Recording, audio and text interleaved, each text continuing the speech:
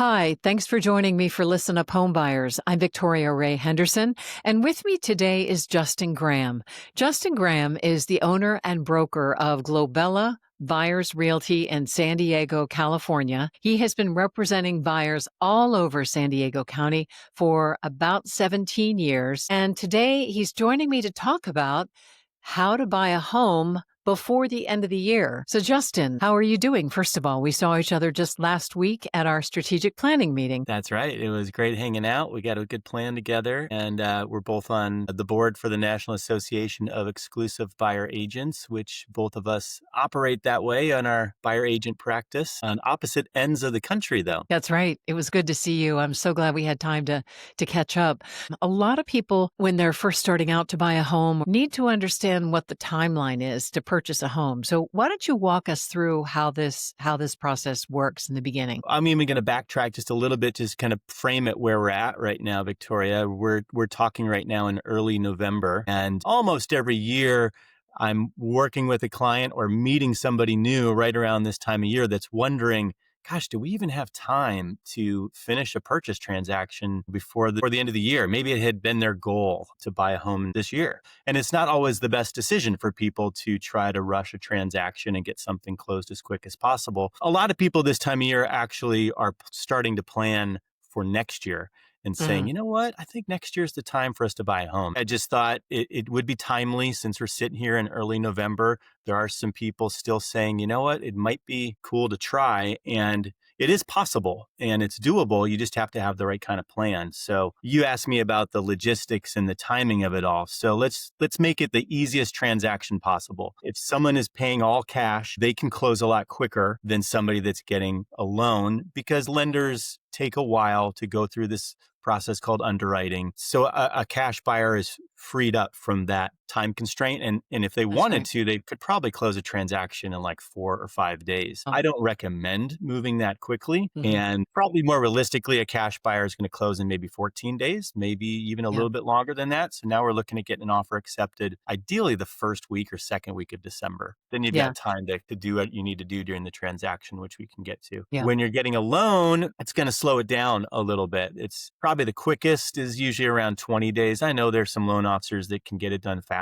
And Hmm. just realistically, especially with the holidays in there, there's going to be some days where lenders' offices aren't open and just nothing can get done that day or two. Yeah. So it sets things back. So 20 days would be really fast in my experience. And some loans it might require even up to a 45-day process. Uh, Sure. so they can close. It really depends on the situation, what type of loan a buyer is getting. Yeah. And so if we're going 45 days, then we should be getting our offer accepted like this week or next week That's if we right. want to think we have a chance to close. So if you're just starting the process and you haven't got pre-approved for your loan yet, you're putting yourself in a real bind to try to close before the end of the year. But if you Right. already have a head start, you've been touring homes, you know the area you want to be in, it's just about finding the right one. I would like to add that if you're buying a home, a condominium, and we have co-ops here in the Washington, D.C. area, Yeah. an HOA, there is going to be a period of time for that document review. We need to get those documents very early in the transaction because there is a lot to go through. And the lender's going to go through those documents. Often the title company has to go through. So it's a little bit of a process. And yes, the title company cares. Yes, the lender cares. In my Mhm. opinion, I'm sure you agree, the buyer should care about those as A well because lot. the condo and HOA can have the biggest gotchas for a buyer when Mhm. you're buying a condo. And you really need to understand the financial risks that there may be with owning there. There can be Mhm. huge financial risks. You may have heard of, whoever's listening to this may have heard of special assessments where all of a sudden your HOA sends out a letter and says, hey, everybody here owes us $100,000 Yeah. because we're way behind financially and we've got to make major strides to get back on track. And you don't have a way to get out of that if it's a true special assessment. And you Right. don't want to be getting yourself in that kind of situation. Of course, that's a drastic Exactly. one, but even a five or Well, $10,000 hit uh, is something you want to know about up front and know the you rules and know if they allow your pet and know if, whatever you're planning to do with renting down the road, if that's allowed. And also sorts of things that you're going to learn in those HOA docs. You can, in some cases, request that the HOA documents are ordered on a rush. Absolutely. How well do they manage this small business that they're running? And you're a part of that. You have to agree on everything. And you mentioned the pets. I had clients say, oh, well, I have a cat. Do you think that's going to be a problem? I said, if they don't allow pets, it's going to be a problem. Don't Right. go into it thinking that you're going to take on the board, and try to change their rules. This particularly is an issue with cooperatives. And To put a plug in for moving to California because we co-ops are few and far between in California. Mhm. We have condos, but we don't have Yep. co-ops. I think condos are a little bit easier to, I guess I've heard horror stories about co-ops. Of course, your area is wonderful. I'm just trying to put a plug for California. Hey, you don't have to, twist people's arm too hard to have an interest in San Diego, California. I mean, it's a beautiful place to live. It is. It is. We Yeah. love living here. So there's going to Mhm. be different reports that are generated that are given to you. We have something called a natural hazard disclosure report. Oh, We have reports about fire hazards in our area. There's a lot of different paperwork that you're going to get in your transaction. And there's mhm. all sorts of things that you need a little bit of time to Yeah. do, especially if you're working a normal job. Mhm. You're only going to be able to do this on your breaks and after work's Mhm. over and on the weekends. So you have to allow some time to just take a breath and say, all right, I got this offer accepted, but Mhm. is this really the home I want to buy? Because once you own it, it's really hard to get out of it. You Sure. want to find out the gotchas up front, and you Mhm. probably want to have at least 14 days to just do your what we call due diligence. And a good Mhm. buyer's agent is going to be helping you with all of that. I highly recommend doing this with a reliable teammate that Mm. can guide you through the process and Mhm. someone with experience and someone that's on your side and loyal to you. It's crucial and it can help you make the best decisions for yourself so you don't make mistakes. And we can talk about that a little bit as well. This is the time of year when inventory is a little bit lower. You can negotiate more on home inspection items, asking for credits and repairs. They have more negotiating power in the winter months, many times because people really do want to move or have to move at this time of year if they have their house on the market. Yeah, that's a good point. I think there's typically, depending on the market, but most often there's less competition for buyers. And you might also have less listings. So there's a Mhm. ratio there of uh, a balance of like, okay, well, how many buyers are there looking for what I'm looking for and how many homes Right. are available? But like you said, I agree. You often find more motivated sellers there if they're trying to sell this time of year, that they're serious. They want to get this home sold. If you're trying to rush a transaction and get something done in a short amount of time, the most important thing that a buyer really should consider. Don't make the mistake of working with a dual agent or a double agent Oh. just because that's kind of what happens. A lot of people don't Mhm. do the preparatory stuff. They don't take the time to interview a couple agents and hire somebody that's going to work for them right up front. They're just like, oh, let's go look at some open houses. And all of a Mhm. sudden, 2 weeks later, they weren't even planning on it. They pop into a place that they just fall in love with and they feel like they don't have time to interview anybody or hire anybody. And a lot of times they're like, maybe we'll have the best chance if we go with the seller's agent. And they kind of just stumble into a dual agent Mhm. situation. So I would just want to take a second to explain that in case people haven't Yeah. thought about it. Please Just do, because dual agency is a practice all across the country. real estate agents are salespeople. They have a higher level of duty to the consumer than what you'd think of as a traditional salesperson. They owe something that we call fiduciary duty Mhm. to their clients. And that means that they're supposed to put their clients' interests above anybody else's, including their own. So that's a Mhm. real high standard. Mhm. And what's really hard for agents to do is represent a buyer and a seller in the same transaction and still give them fiduciary duty. It's really Mhm. impossible because buyers and sellers have competing interests. And so, how can you look out for the buyer's best interest who's competing with the seller at different interests Mhm.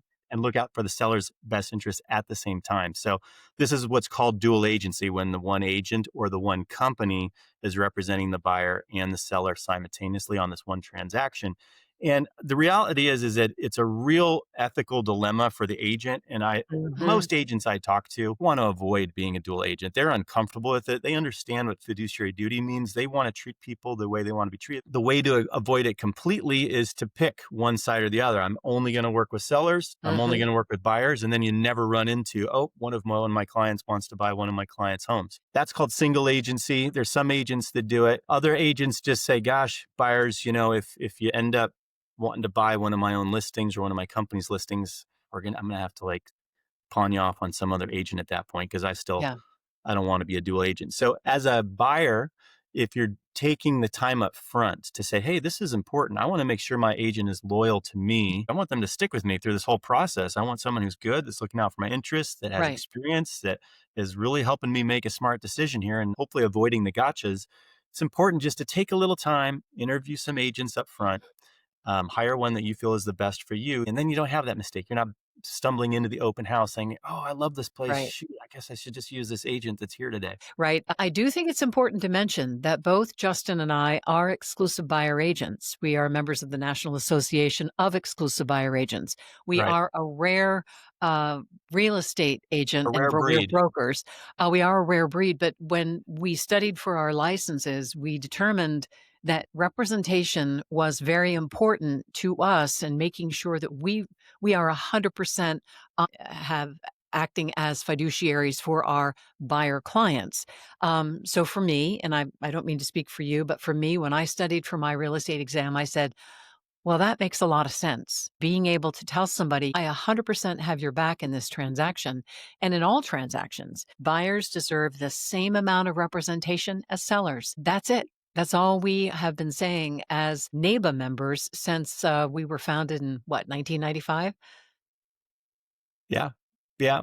Thanks for explaining that. And it's the same thing for me in San Diego. I'm an exclusive buyer agent. What if you end up finding out a big problem? We talked about the HOA Mhm. docs and the risks. It's condos. So what if you find a real problem with the home, the foundation, the roof, mold, or whatever? The seller's agent really wants to get that transaction closed. They put Mhm. this listing on the market sometime months before. That's their whole goal, was to get this transaction done. Mhm. And now they're even in a more awkward situation. And do you really think they're going to be like all of a sudden so empathetic with your questions about, well, hey, wait a second, is this the right home for me? I mean, they thought they were almost done. The seller thought they are almost done. This has been a long journey for them. It's really important to have an agent that's on your side. So you want an agent that's going to bat for you. And it's sometimes hard for buyers because it's really fun to just go look at homes and say, oh, look, Yeah. there's open houses. And it's easy to put it off because it takes some time. But we're talking about a really important expenditure, a big purchase, probably the biggest purchase of most people's lives. And Mhm. it really makes sense to take some time and just make sure you've got the right buyer's agent working for you. Mhm.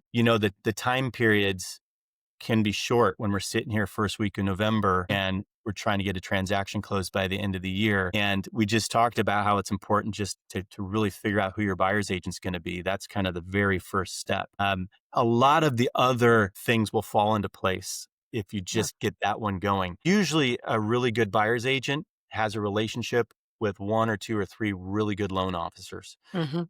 You don't even have to do your research on loans. You can, Mhm. but if you don't have time, the best agent is going to get you in touch with the right people, the escrow company, the title company. They're going to help you figure out your inspections and just guide you through the whole transactions. While this is always your choice, when you need recommendations, a good buyer's agent is going to have people that can help you achieve your goals through every stage of the process, such as a loan officer, inspectors, and different things that may come up that you'll have questions about.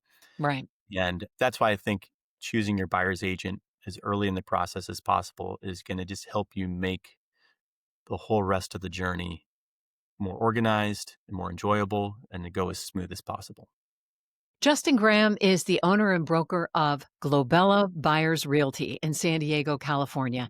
He is an exclusive buyer broker representing buyers all over San Diego County for more than 17 years. Justin, it is great catching up with you here on Listen Up Homebuyers. Thanks so much for joining me. Thank you, Victoria. Thanks for catching up with me. And it was great to be on with you.